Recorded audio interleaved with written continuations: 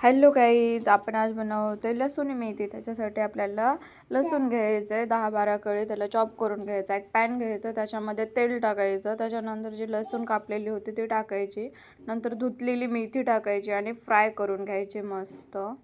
त्याच्यानंतर आपल्याला जी लसूण आहे ती थोडीशी वाटून घ्यायची, नंतर एक टोमॅटो चिरून घ्यायचा, चॉप करून एक टोमॅटो तो साईडला ठेवायचा आणि जे आपण मेथी पॅनमध्ये होते ती काढून घ्यायची साईडला। त्याच्या दुसरी साईडला आपल्याला बेसन घ्यायचं आहे आणि आपल्याला घ्यायचा आहे शेंगदाण्याचा कूट, तो मिक्स करून पाण्यामध्ये ठेवायचा आहे।